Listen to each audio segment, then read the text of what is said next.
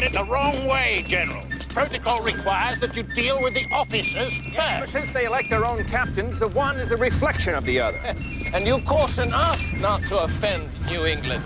Gentlemen, you must remember that these are not professionals, but honest workmen.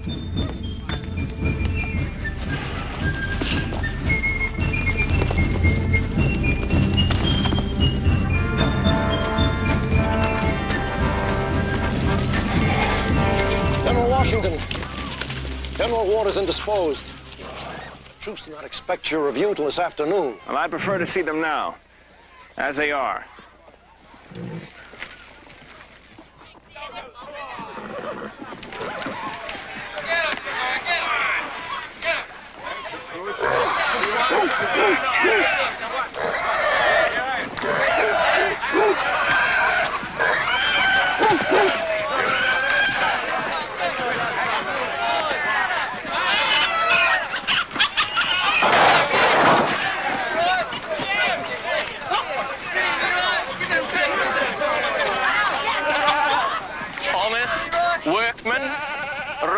And tavern idlers is more like it. Just understand, the freedom to which New England has been accustomed makes them hard to control. I'd flog the lot of them.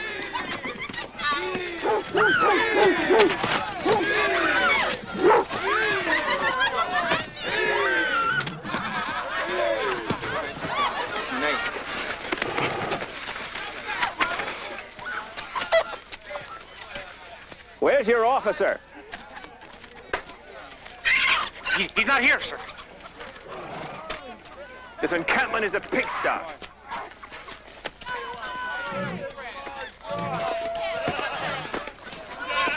Well, soon every officer and private will know his place and duty, gentlemen. Yes, sir.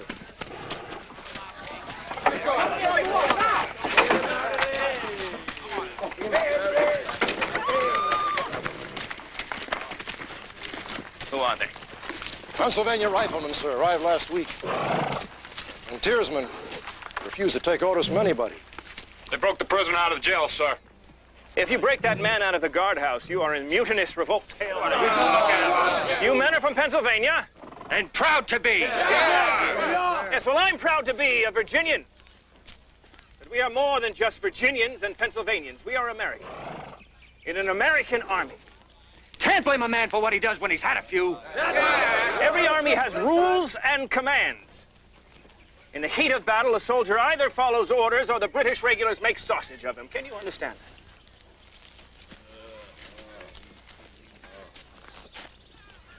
Look at me, all of you. I think you're men enough to become real soldiers, willing to fight for liberty and obey your officers, but you can't do one without the other. Now, show me what you're made of. Lock up the prisoner.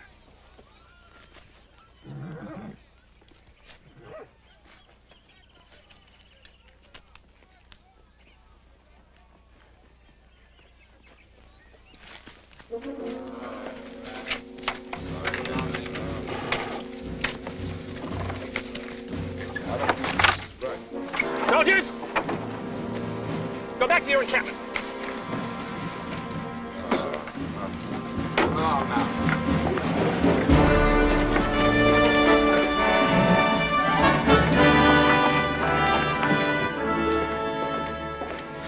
Thank you.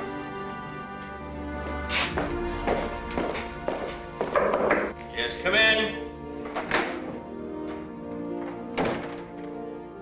General Washington, I am Benedict Arnold from Connecticut.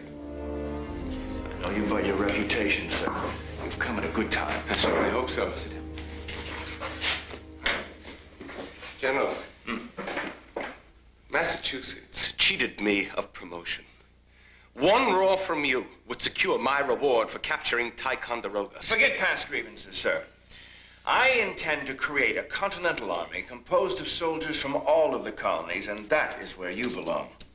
Come, come. Canada, now in the clutches of Great Britain. They could attack us at any time for the North, so Congress has ordered me to invade first. Schuyler has sent his best fighting general, Richard Montgomery, via the lake route to attack Montreal. I propose a second attack through the northern wilderness to capture by surprise the fortress city of Quebec. So, I need a man with daring and determination.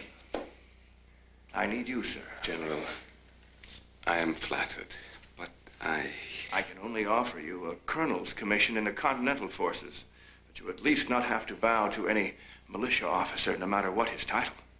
What say you? I say yes. I'll give you the forces that I consider best for a rugged journey as this. I'm ready, sir. Good.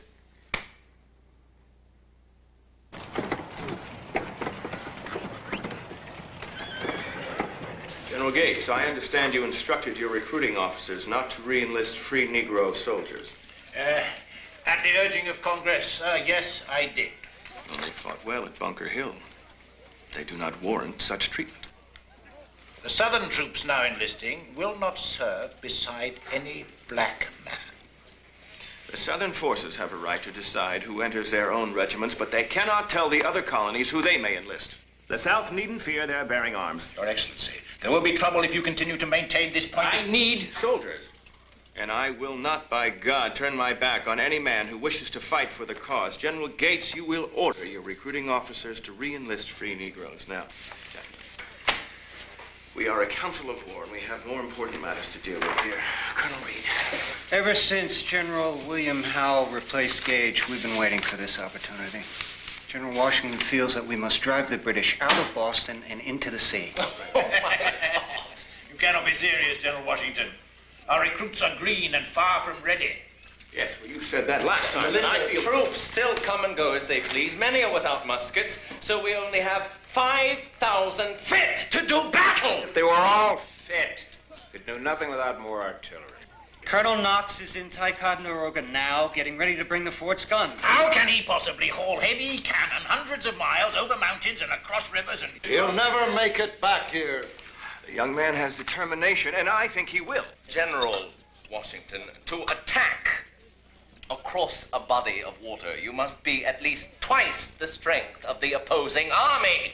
And look at them out there, the New England militia. Their 6-month enlistment's up, and damn them, they're going home, deserting us. Perhaps, General, after Congress keeps its promises and gives us more men, guns, clothing, and ammunition, and our back pay, morale might improve, and then we can consider an attack. An army is to fight, and generals are to lead. How much longer must we wait to test ourselves?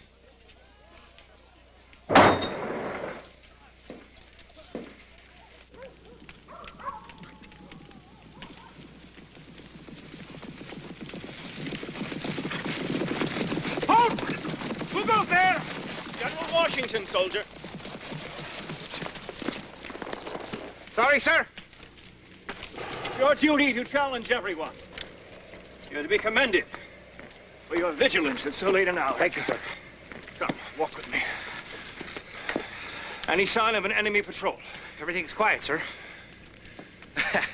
Except for our own men who are getting ready to leave us in the morning. What's your name, soldier? Eben, sir. Eben Crutch. You're not one of them whose enlistment is up? I signed on again, sir.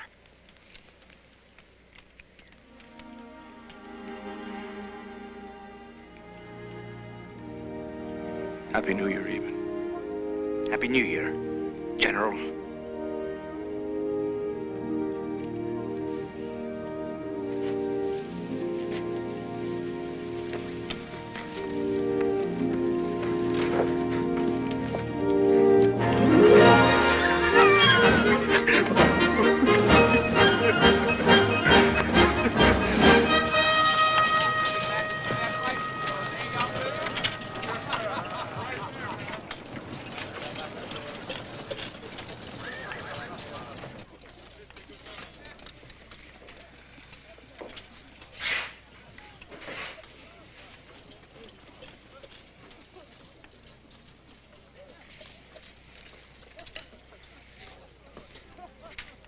My dearest wife.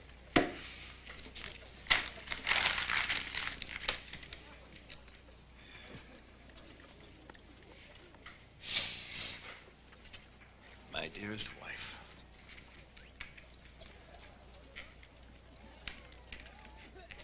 Exasperation and impatience seem to measure my days. How can I make this gaggle of individuals become one army when men can go home after 6 months' service? Yes, come in. General Washington. Yes.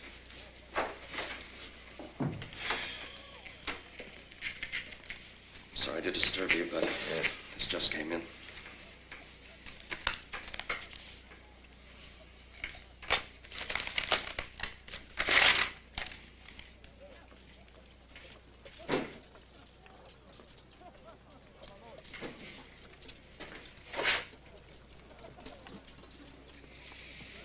The king has hired German mercenaries, Hessians, to kill us now. Damn! If I had any doubt that we should be independent, it's gone!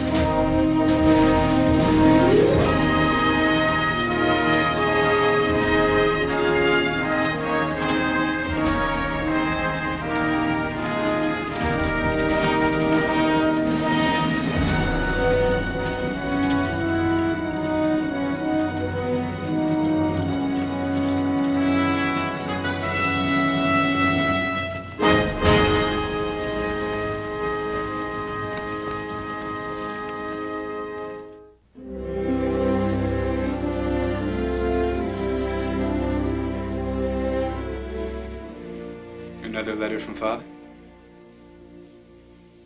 How is he? His difficulties multiply if I can read between the lines. The weather is so cold. He wishes I were there to cheer him. To keep him warm at night, you mean? Jackie.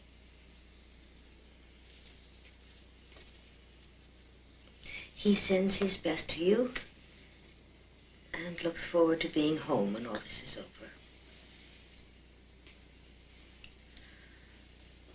Oh, Jackie, how I miss him.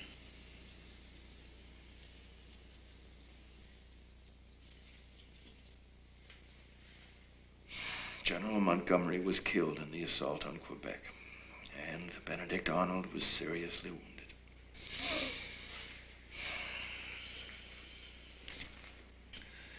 Canada is lost, and there's nothing to stop the enemy from coming down the Hudson. If the British fleet should move on New York City... They could cut us in two. New York is the key to the whole continent, General, and it has become a nest of Tories. Send me with a division, and I'll make certain they never welcome the British with open arms. You shall have it. But I want no harshness, Charles. The great majority of the people have yet to make up their minds, and we must not drive them into the arms of the king. Why do you chide me, sir? John Adams agrees that all Tories must be suppressed. Must I remind you, sir, that Mr. Adams is not commanding this army. I don't believe it. Colonel Knox, he made it back.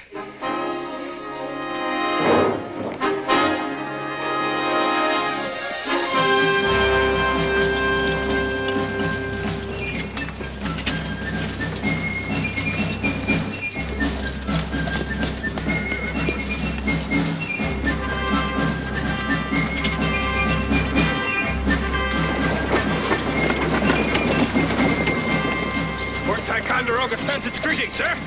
And its cannon. You did it, Knox. By God, you did it! Rivers, mountains, Indians, nothing stopped you.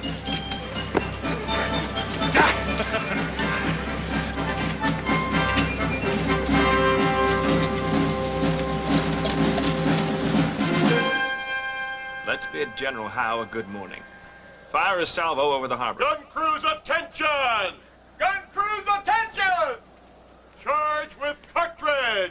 Charge with cartridge! They'll have the surprise of their life when they see we fortified these heights overnight while they slept. Fire! Fire! Gun 1, make ready! Fire! Gun 2, make ready! Fire! Gun 3, make ready! Fire! Gun 4, make ready! Fire! Gun 5, make ready! Fire! Gun 6, make ready! Fire!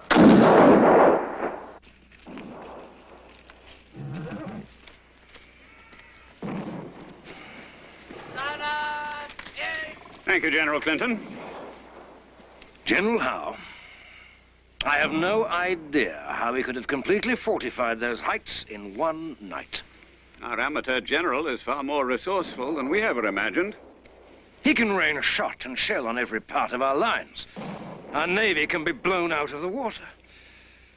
Well, we must dislodge him, no matter what the cost. Cost matters a great deal, General Clinton.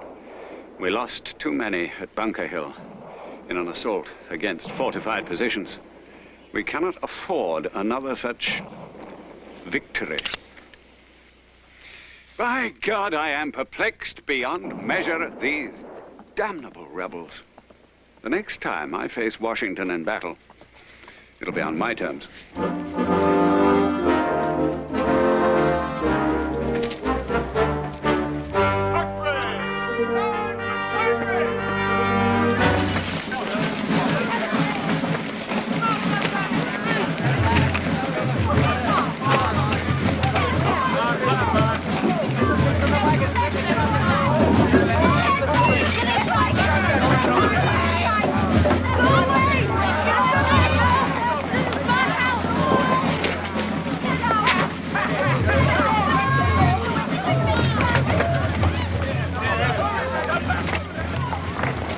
Compliments to General Sterling. Tell him to take his brigade from the Dorchester Heights to the city common and prepare a defensive position. Yes, sir. Captain, get the provost and his men here as soon as possible. This looting must be stopped. We mustn't give the Boston Tories further excuse to despise us. We must respect the rights of all. Sir, your quarters are being readied. The last ships are standing out to sea with Howe's troops and their Tory friends. Perhaps now the British will let us live as we choose. Then you don't know the king. He'll be in a fury that he's lost Boston and bring his army down on us like a hammer on an anvil. He could attack Philadelphia and try to capture the leaders of the Congress, but I think he'll head for New York instead. A perfect port, natural fortress, large enough to house a great army. But if that Tory township falls to the British, sir... Well, we won't let it. But our militia is no match for the British regulars. Congress must give us more men and guns to forge a strong continental army if we are to stop the enemy.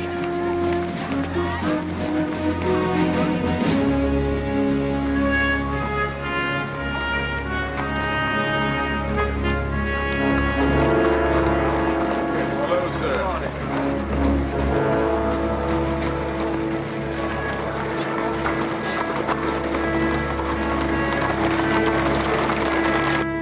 An urgent matter, General.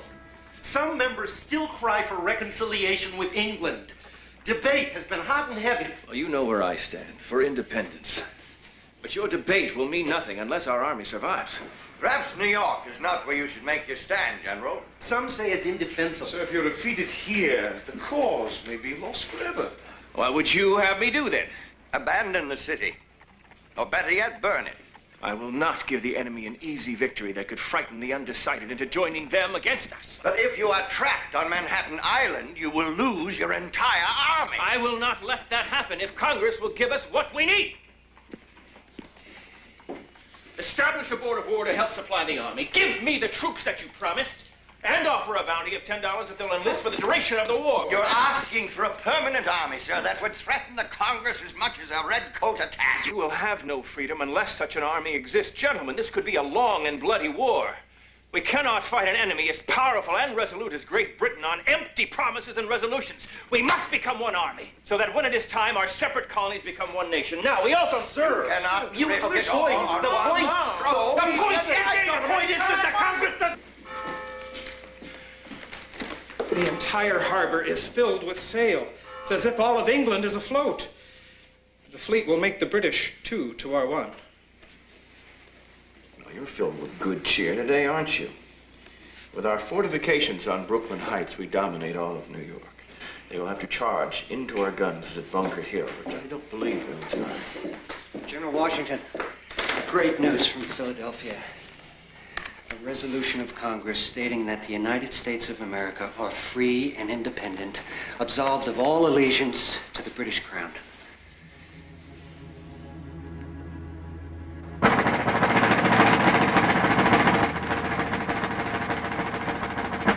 In Congress, July 4th, 1776, the unanimous declaration of the 13 United States of America. When in the course of human events, it becomes necessary for one people to dissolve the political bands which have connected them with another, and to assume among the powers of the earth the separate and equal station to which the laws of nature and of nature's God entitle them, a decent respect to the opinions of mankind requires that they should declare the causes which impel them to the separation. We hold these truths to be self-evident, that all men are created equal, that they are endowed by their Creator with certain inalienable rights, that among these are life, liberty, and the pursuit of happiness. Independence. And to secure these rights, governments Just the word stirs my blood, sir. deriving And mine too, Tillman. powers from the consent of the governed. That whenever any form of government becomes destructive of these ends, it is the right of the people. If only I could be certain that I'm the man to spur us on. And to institute a new government. For if I'm not and we fail, it's a hangman's rope for us all. Most likely to affect their safety. Troops out there.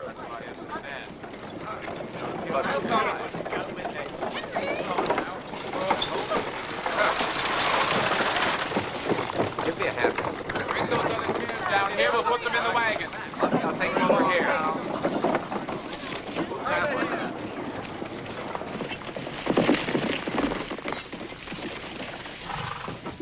Message for the General. Urgent. Sir, give it here. I'll see that he gets it. Yes, what is it? Sir, the British are landing on Long Island. The battle is upon us.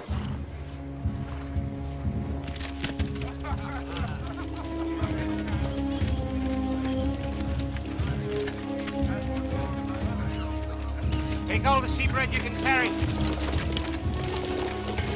Telling when we'll be filling our bellies again.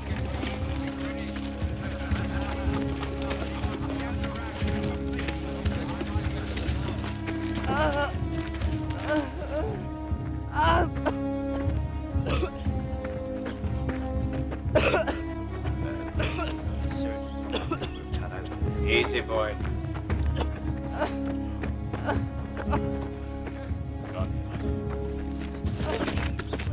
Just a young lad. Get out of the way, man.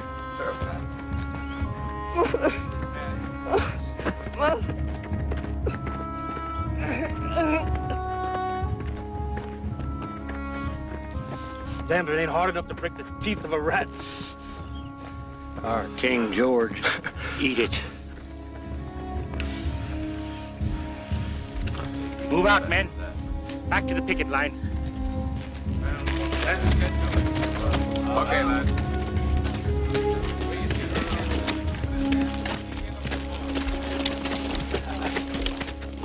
They expect us to march into their guns.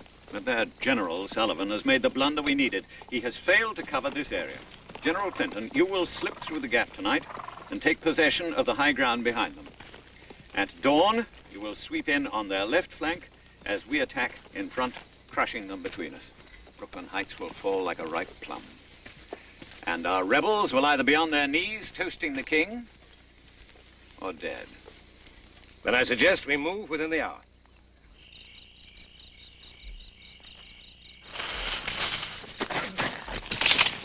Hey, easy, boys. Don't shoot me for a redcoat. It's Joseph.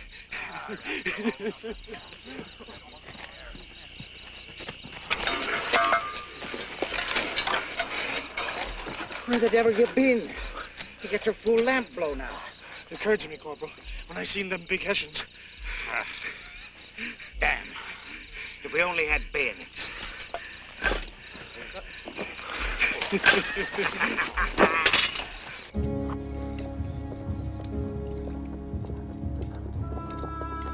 We must survive this battle.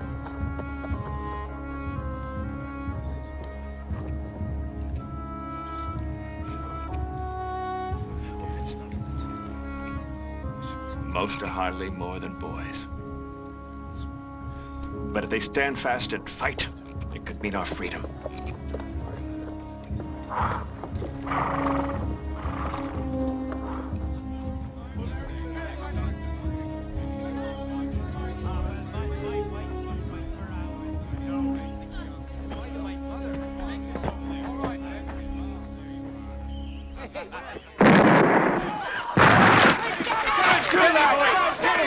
Now keep coming, boys!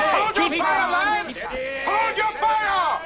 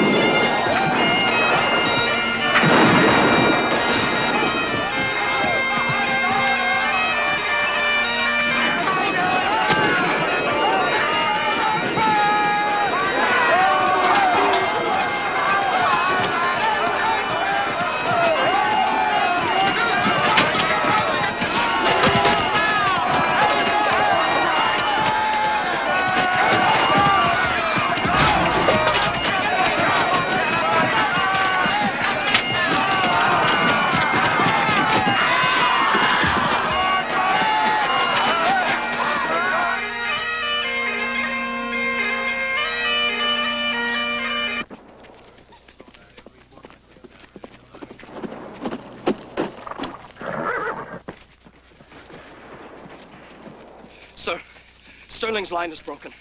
Caught between the Black Watch and the Hessians. He's trying to get back to Brooklyn Heights.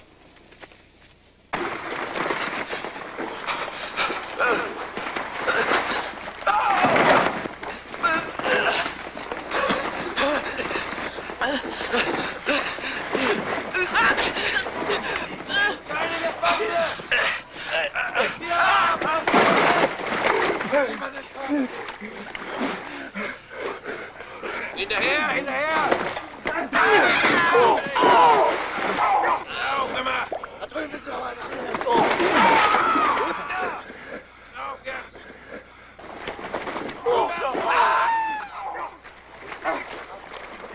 Vorsicht da!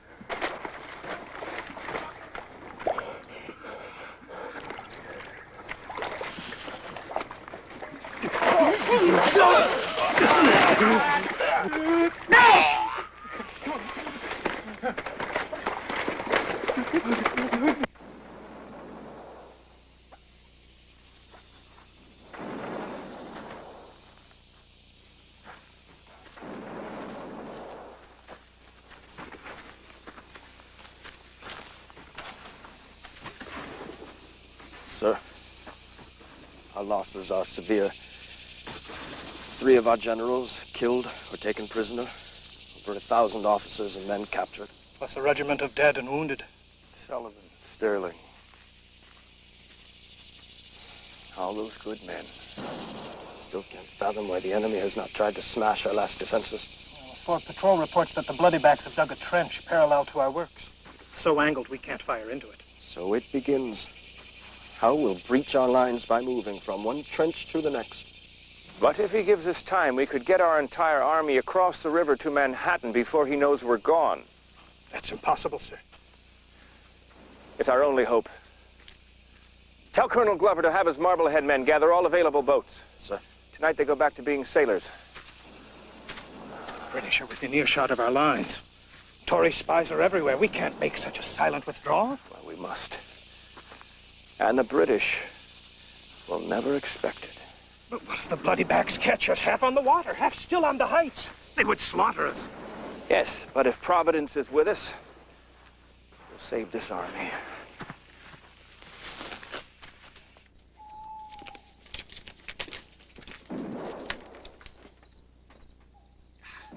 They have been grievously wounded and crawled into their last redoubts. Good. Then if we attack them now, tonight, we can overwhelm them. But at what cost? Oh. I want no more Bunker Hill. Wait until morning. Their position is hopeless. General Washington, Colonel Hemp's rear guard is here. Good, good. Glover's back with his boats and rafts. As soon as these last men are loaded, we're away. Hurry, men! Load the boats!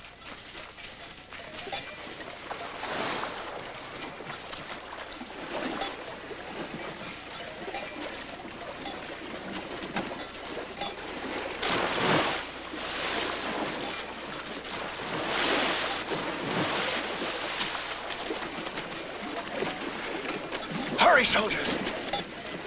And quiet as you can, or the enemy will hear us.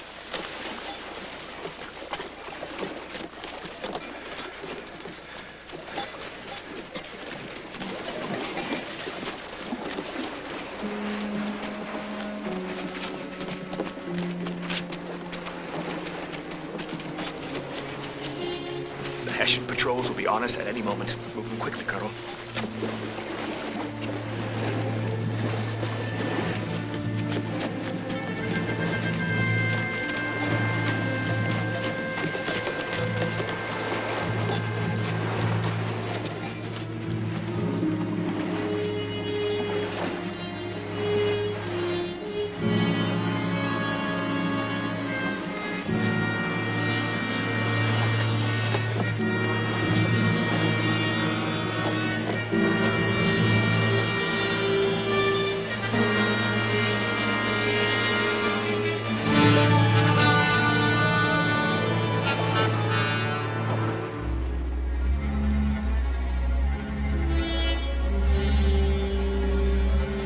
Forward, schneller!